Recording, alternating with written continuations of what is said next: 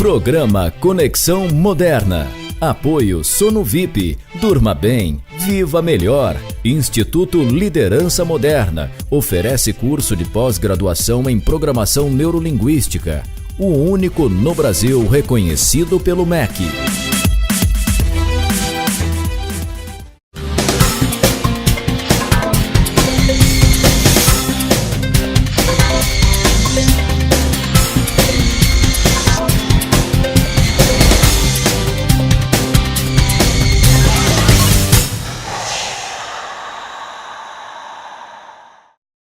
Olá, está começando mais um programa Conexão Moderna, conectando o desenvolvimento pessoal com o desenvolvimento social. Aqui nós falamos sobre temas que levam ao autoconhecimento, temas que falam sobre saúde, qualidade de vida e algumas outras curiosidades. E hoje, como convidados, temos o Dr. Nicolodi, Luiz Fernando Nicolodi, ele que é médico integrativo e ele vem falar para a gente sobre essas novas abordagens. E também teremos Simone Mior, ela que é parapsicóloga clínica e vem falar sobre a regressão como ferramenta para superar memórias limitantes e traumáticas. E hoje eu quero mandar um abraço especial, tem muita gente para mandar, mas hoje em especial vai para Gileite, ela que é maquiadora profissional e está sempre aí ligada no nosso programa. Também quero mandar um grande abraço para a equipe da London Cosméticos e também lembrar que estaremos nos dias 14 e 15 de agosto juntos para um seminário sobre Construindo um Caminho de Realização e Sucesso. Até lá, hein? E fique com a gente que o programa Conexão Moderna começa agora.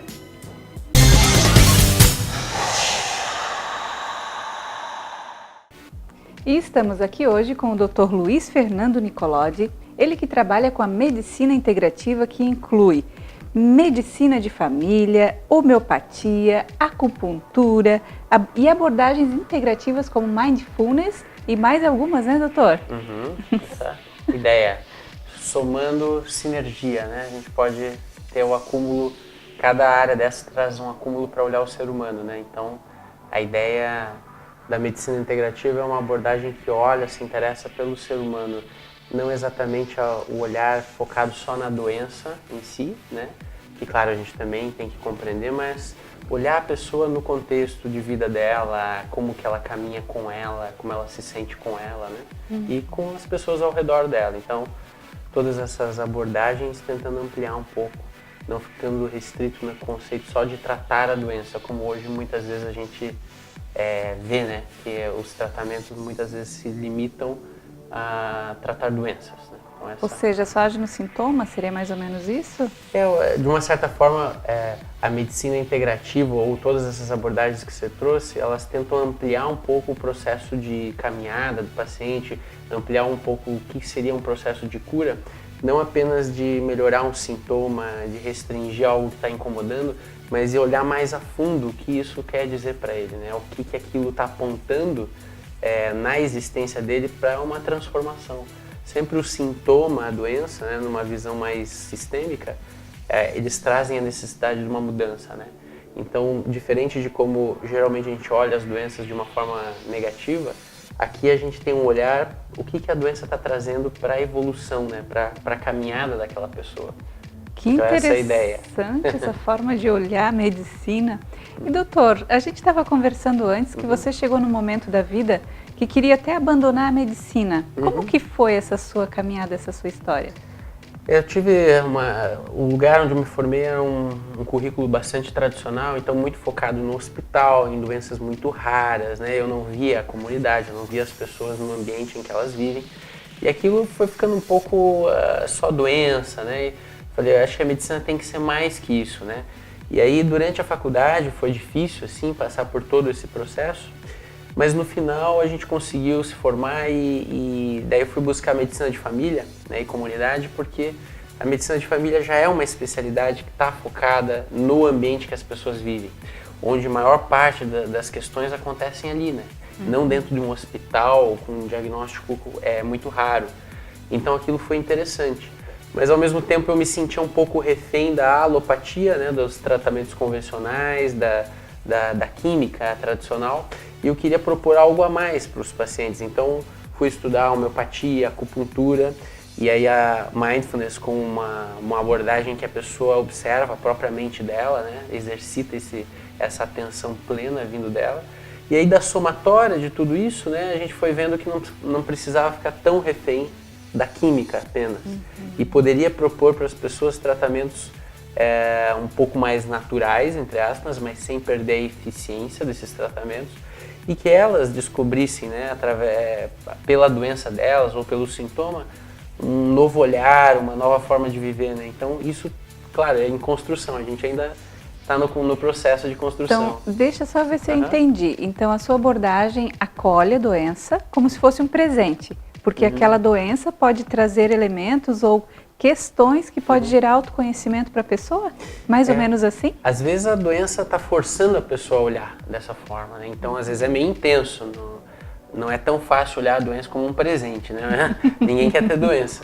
Mas, assim, às vezes olhar a doença e tentar dialogar com o que ela está trazendo é a chave para ter o alívio, para ter uma nova resolução daquilo, né? Como seria isso na prática? Como que eu dialogo com a minha doença? Como é que é isso Isso. Então, a primeira atitude, só para tentar frisar bem a diferença, quando a gente trata de uma forma convencional, né, com os remédios, muitas vezes a alopatia, o tratamento convencional, ele é supressivo. Então, ele abafa aquele sintoma e a gente sente a melhora. No entanto, muitas vezes depois da gente parar de tomar os remédios, é muito provável que os sintomas retornem, né? Então, quando eu falo de dialogar com a doença ou com o sintoma, é justamente percebendo que não adianta só suprimir e aliviar o sintoma, senão ele vai voltar. E às vezes ele pode até ficar pior, né? Então, dialogar com o sintoma significa assim, opa, o que isso quer me dizer? Em que momento da minha vida isso surgiu? É muito importante isso. Em que momento da vida aquilo surgiu? Como que eu estava comigo, com as pessoas? Quais eram as questões que estavam em jogo? Porque muitas vezes a gente vê, né, quem trabalha com medicina integral, corpo, mente, está tudo interligado. Então, às vezes a pessoa está passando um estresse, uma dificuldade pessoal e o corpo vai acabar manifestando aquilo. Então, muitas vezes a gente tem inúmeros exemplos disso, de que o corpo ele responde muito ao que está acontecendo mentalmente com a pessoa. Da mesma forma, claro, se a pessoa não cuida do corpo, ela também adoece mentalmente. Então, a gente precisa ver essa dinâmica, essa transformação, esse diálogo intenso entre corpo e mente e emoções. Então, a gente vai dialogando, olhando o corpo, olhando a mente, conversando, se conhecendo mais. Acho que a chave aí, Silvana, é se conhecer mais.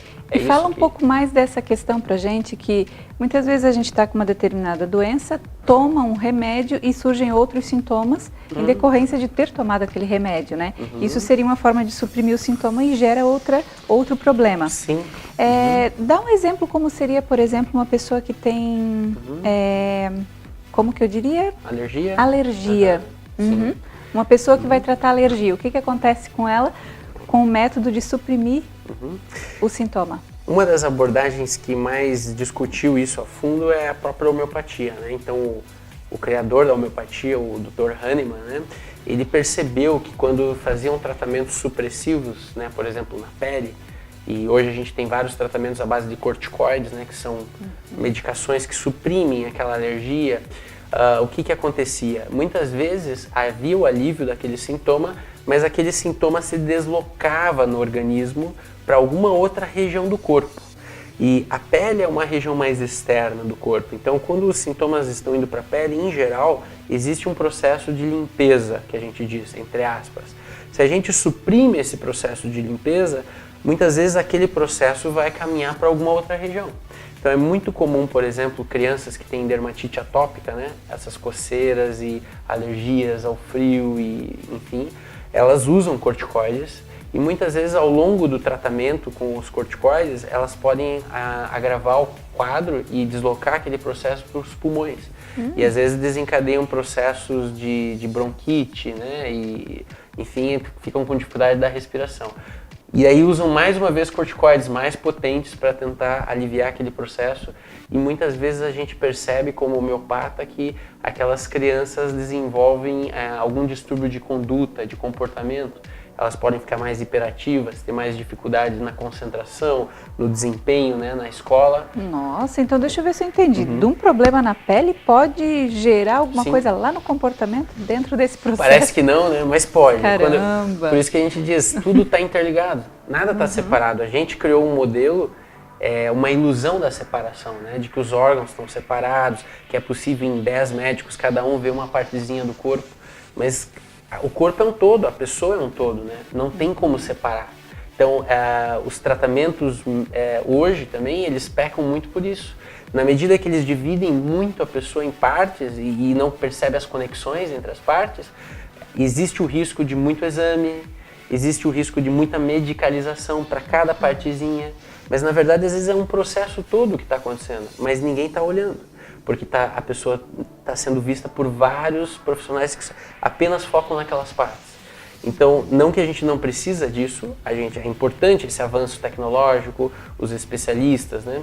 Mas mais do que isso, para que a saúde de alguém seja conduzida de uma forma mais coerente, ela tem que ter um médico que olha ela como um todo. E é isso que está faltando na medicina hoje. Os médicos não conseguem, não têm essa formação para olhar o todo. Olham só pequenas partes. Às vezes ficam até técnicos, fazendo apenas alguns exames, fazendo algumas condutas, e está faltando aquele médico que olha tudo. Aí a ideia dessa medicina é olhar o todo, não só a pessoa, mas na família, no trabalho, como que ela anda. Uma coisa bem importante que você traz aqui é essa visão de corpo, mente, emoções e tudo mais, né? Para avaliar o indivíduo ou o ser. E como que fica assim quando a gente recebe um diagnóstico que não foi bem elaborado para fazer aquele diagnóstico, aquela entrega? Porque a gente está lidando com emoções. E aí esse ser, né, esse paciente recebeu um diagnóstico como uma bomba, como tratar disso, como lidar com isso? Aí tá, se a gente for buscar só o tratamento da doença em si, a gente vai esquecer tudo isso.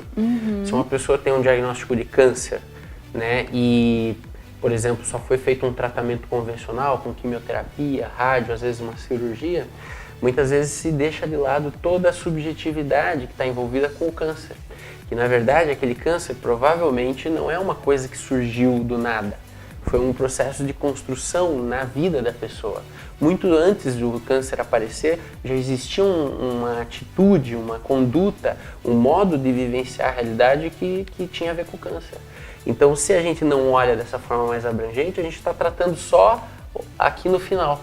Mas a pessoa tem que passar por um processo, através da sua doença, de revisar tudo aquilo que ela foi construindo, né? Então, quando a gente precisa ter essa abordagem, aí às vezes não só o médico, mas às vezes a gente precisa ter aliados na psicoterapia, a constelações, a meditação, a alimentação, que é fundamental em qualquer tratamento. Eu sempre sugiro a alimentação saudável, né, para cada paciente. Então a gente precisa ter a abordagem, a sinergia de todas essas coisas para daí ter um resultado melhor. Eu não sei se o paciente vai conseguir se curar, digamos, desse câncer, mas o que a gente pode perceber é que a pessoa vai andar melhor, vai ter mais qualidade de vida, vai entender melhor o que aquilo quis dizer para ela. Vai amenizar o impacto disso, né? Com certeza, o processo de aceitação e também o processo de lidar com aquilo, se tornar mais resiliente, né? Aprender com a dificuldade também, que é muito importante, né? Psiquicamente, né? E fala pra gente como é que é essa abordagem do mindfulness. Mindfulness, como se pronuncia? Mindfulness, né? Mindfulness. O mindfulness, ele tem vindo, é uma onda, né, que surgiu nos Estados Unidos, agora foi para a Europa e agora vem para o Brasil com força. Nada mais é do que uma forma, né, ocidental para trabalhar um estado de atenção plena, que, claro, esse estado de atenção plena, ele existe para qualquer ser humano. Todo mundo pode acessar esse estado de estar no presente, sem julgamento, apenas aqui na experiência do presente. No entanto, a gente tem que levar, né, digamos assim, a considerar que os orientais fizeram isso muito fortemente, né, ao longo de milênios. Então, o mindfulness, ele foi uma forma de pegar todo esse acúmulo e adaptar para uma linguagem ocidental, né, para os ocidentais. Então a gente aplica essas práticas de mindfulness, existem programas de treinamento de mindfulness. Qual que é a ideia aqui? Que o estado de atenção e de estar no presente sem julgamento é algo que pode ser adquirido e conquistado e trabalhado. E o que os estudos mostraram é que isso gera no cérebro, né, uma neuromodulação e uma transformação completa de áreas no cérebro, a ponto da pessoa poder ter mais controle, não desencadear tantas emoções perturbadoras, raiva, medo, adrenalina, cortisol, os hormônios do estresse, né? Então a pessoa pode passar por esse processo e conseguir lidar melhor com o estresse, digamos. E isso contribui na cura de doenças? Ah, sem dúvida, porque o Mindfulness ele também provou diminuir a inflamação, né? Os processos de inflamação que tem a ver com o estresse. Todas as doenças crônicas têm a ver com processos de inflamação. Então, através das práticas de Mindfulness, o Mindfulness vem cada vez mais mostrando que para várias doenças ele ajuda no que a gente fala de prognóstico, de como aquela doença vai afetar a pessoa, muitas vezes regredindo, inclusive isso, para ansiedade, depressão, né, estresse, e para todas as doenças crônicas, Mindfulness tem se mostrado muito útil nos tratamentos. Não que ele sozinho vá fazer o processo, mas conjugado com um tratamento mais amplo, pode ser muito útil, né, para as pessoas. Perfeito. Dr. Luiz, muito obrigada pela sua entrevista. É um prazer. Tema maravilhoso. Poder contribuir, né, e estar aqui com você, e também espero que tenha sido de alguma ajuda para quem está assistindo. E que você seja um pontinho de luz aí para esse monte de médico que tem aí uma missão linda pela frente.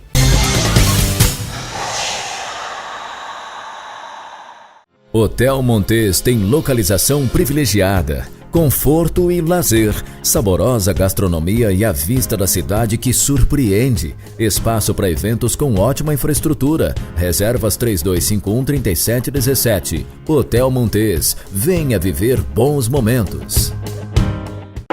Pós-graduação ou curso livre. Programação neurolinguística sistêmica com qualidade de vida.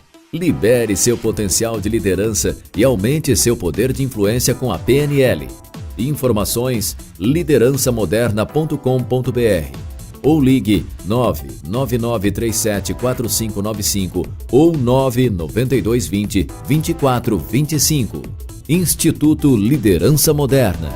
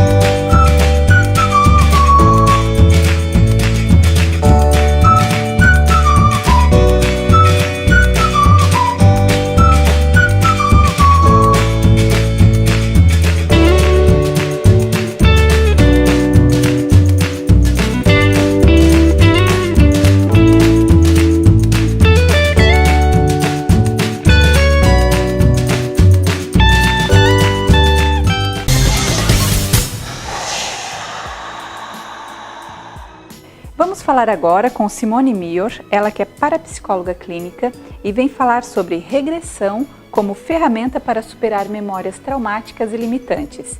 E quero também lembrar que o Instituto Liderança Moderna ele traz para Santa Catarina o curso de hipnose e regressão com programação neurolinguística.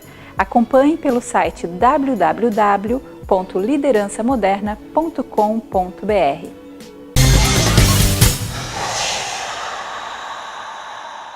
Convidada hoje, voltando, Simone Mior, ela que é parapsicóloga clínica e vem falar pra gente sobre regressão como uma ferramenta para superar memórias traumáticas e limitantes. Seja bem-vinda, Simone. Obrigada, Silvana, mais uma vez pelo convite. Prazer enorme estar novamente aqui com você. Simone, fala pra gente o que é a regressão. A regressão é uma técnica, né, uma ferramenta terapêutica que ela possibilita que a pessoa acesse memórias que estejam lhe causando traumas, problemas, limitações, vamos dizer assim, no seu dia a dia. E essas memórias nem sempre elas estão conscientes, né? Como que isso funciona na prática? Geralmente são memórias inconscientes, então na prática a gente induz o consulente a um relaxamento mais profundo que vai dar acesso à regressão. Normalmente ele está consciente com todo o processo e ele vai acessar memórias que estão aí gravadas na sua mente, no seu inconsciente, que podem ser memórias desta vida, da sua infância, do período da gestação da mamãe ou até de outras vidas. E quem não acredita em vidas passadas, que memórias são essas que vêm então de outras existências ou de outras eras? Nós temos uma teoria na área da biologia que defende que as nossas células, que o nosso DNA traz essas memórias, né? Então, se a pessoa confiar no terapeuta e se permitir se entregar ao processo, ela terá grande possibilidade de estar acessando essas memórias que estão ali no seu DNA, que estão influenciando na sua vida, no seu dia a dia. Que fantástico, Simone. Então, quer dizer assim, se os meus antepassados tiveram alguma memória traumática, é possível que essa memória traumática esteja em mim e reverberando nos meus resultados? Sim, se você participou, se a sua essência, vamos usar esse termo assim, se a sua essência participou daquele contexto, você pode sim estar com essas memórias em você.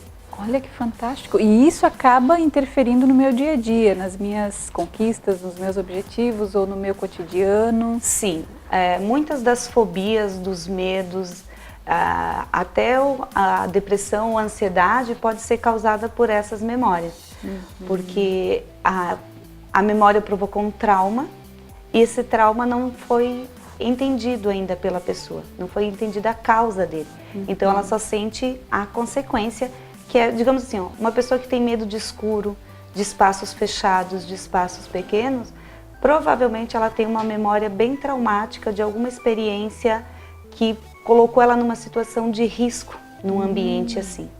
Então, geralmente, quando o trauma provoca uma ameaça à vida, à segurança da pessoa, essa memória causou esse risco que causa o trauma e aí afeta no dia a dia da pessoa. Por isso que a gente pode até chamar de uma memória limitante também. Exatamente, exatamente, porque nós temos por instinto, a nossa mente tem por instinto preservar a nossa vida.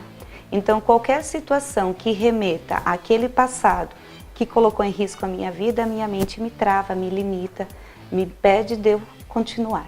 E muitas vezes a gente não faz nem ideia do que está ali, né? Fazendo a gente estar com toda aquela limitação. Exatamente, exatamente. Às vezes a pessoa não sabe por que ela tem aquele medo, por que ela tem aquela ansiedade, ou por que ela tem pavor de um determinado animal, ou de um determinado lugar, e a regressão vai fazer com que ela encontre essa resposta.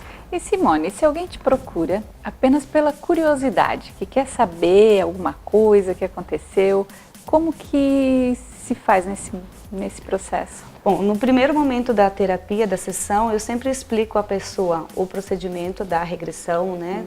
Como vai ser induzida e etc. E eu sempre falo para ela que é importante ter uma pergunta, tipo assim, o que ela quer estar buscando. Quando é só por curiosidade, geralmente a pessoa não acessa memória nenhuma, porque ela está tão curiosa e tão ansiosa pelo resultado que a própria mente dela bloqueia. Mas às vezes já aconteceu assim, de no início da sessão nós estarmos conversando e aí a pessoa diz, não, mas é que eu tenho medo disso, ou eu tenho a impressão que na minha infância aconteceu aquilo, mas eu não tenho certeza, então eu queria saber. Então quando a gente tem um caminho a seguir, uma pergunta a ser respondida, facilita o processo. Até para eu conduzindo a pessoa na regressão, direcionando para aquele período da vida dela. Então, só recapitulando, deixa eu ver se eu entendi. Então, para um processo de regressão é importante que eu tenha um objetivo. Sim. Ou que eu tenha uma intenção em mente. Isso. Para daí o negócio acontecer. Exatamente. É muito importante, porque senão fica uma coisa muito solta, muito aleatória. É como se a sua mente não soubesse o que procurar. Entende? Como se a mente ela estivesse num espaço. Vou usar uma analogia, ela está numa biblioteca cheia de livros e ela não sabe qual livro procurar. Então, quando você diz, eu quero saber, por exemplo, eu tenho muitos conflitos com a minha mãe. Então, eu quero, através da regressão, descobrir por que desses conflitos, por que essa dificuldade de relacionamento com a minha mãe. Então, ela pode acessar uma memória lá da infância, ou uma memória durante a gestação da mãe, ou até do período entre vidas, que vai responder a pergunta e ela vai conseguir melhorar sua relação com a mãe. Que fantástico, nossa! E que mais, quando que uma pessoa pode procurar regressão? Que tipo de problemas elas têm ou que tipo de soluções elas buscam quando elas procuram um processo de regressão? Olha, Silvana, a gente pode dizer para qualquer situação. Até uma pessoa, por exemplo, assim, que ela não consegue identificar uma profissão que ela goste, ou que ela não consegue ter sucesso nas áreas que ela escolhe, ou ela não consegue ter relacionamentos amorosos, não consegue, geralmente acontecem com mulheres que têm mais dificuldade de confiar num homem, de se entregar a um relacionamento, estudantes que têm muita dificuldade na aprendizagem, têm dificuldade de concentração. A regressão pode auxiliar de diversas maneiras, porque, pegando o exemplo do estudante, às vezes uma simples frase que o pai e a mãe falou para ele lá quando ele era criança, aquela brincadeira, você é burro, ou você não sabe, ou seu irmão é mais inteligente que você, causou um trauma. Tinha uma palavra que eu ouvia muito que era pamonha. Esses termos, os pais não têm noção. Ou as professoras às vezes não têm noção, né? Uhum. Porque eu já vi casos assim, da pessoa não conseguir ler em público. Uhum. E num processo de regressão ele descobriu que lá quando ele estava na fase de alfabetização, ele não conseguia ler e a professora forçava ele a ler na frente dos colegas. Então a exposição forçada também provocou um trauma. Então quando ele compreendeu que foi lá, quando ele era criança, que a professora não sabia direito o que estava fazendo, e que ele entendeu que não é responsabilidade dele, ele conseguiu ressignificar o hoje e superar esse trauma de falar em público e ler em público. Então seria mais ou menos como se cortasse aquela conexão com o momento presente? Isso. Exatamente, corta aquela ligação ali e ressignifica o que ele aconteceu, dá um outro significado, um outro entendimento. A pessoa, às vezes tem pessoa que me procura e diz assim, eu sofri abuso sexual, eu quero esquecer isso. Você não vai esquecer, não existe nós apagarmos da memória da pessoa, mas existe dar um outro significado. Ela compreender o contexto do que aconteceu, principalmente compreender que ela era a vítima e não o algoz da situação, e daí ela consegue cortar essa conexão e dar um novo significado, e daí seguir a vida dela. Que incrível, nossa, deve ser muito revelador um processo de regressão. E como é que as pessoas podem fazer para te encontrar? Então, tem o meu site, né, simonemior.com, pelo Facebook também tem a fanpage, o WhatsApp, né, as pessoas podem estar entrando em contato, agendando o seu horário, conversando comigo e fazendo a sua sessão. Fantástico! E é importante ressaltar que é todo um processo sigiloso, né? Eu sempre falo para o meu consulente assim, o meu consultório, a minha sala de atendimento é um confessionário, dali não sai nada. Porque o sigilo é muito importante nesse processo terapêutico. Isso é importante até pela segurança, né, do consulente, para ele também se abrir e fazer o processo com você. Muito Exatamente. Bem. Simone, mais uma vez, muito obrigada. Obrigada pelo convite. Até uma próxima. Até, que seja em breve.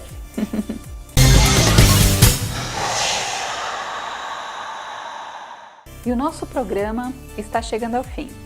Antes, quero lembrá-los que também estamos no YouTube, o nosso canal Programa Conexão Moderna.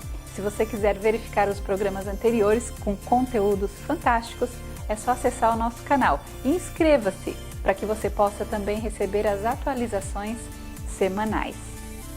E no programa de hoje a gente pôde perceber que a gente pode se curar sem ser somente através das medicações, que tem muitas e muitas alternativas para que você tenha qualidade de vida e muita saúde. Pense nisso, quem sabe aí não está na hora de você diminuir um pouco as medicações e poder usufruir aí de muito mais qualidade. Não é isso? Um grande abraço e até semana que vem.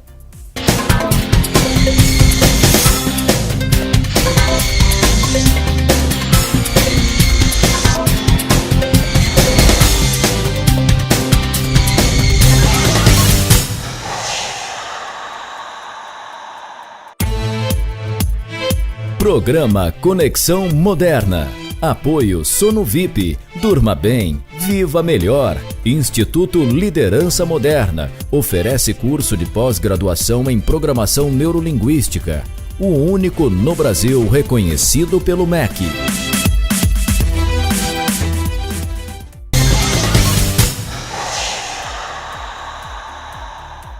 Hotel Montes tem localização privilegiada, conforto e lazer, saborosa gastronomia e a vista da cidade que surpreende. Espaço para eventos com ótima infraestrutura. Reservas 3251-3717. Hotel Montes. Venha viver bons momentos.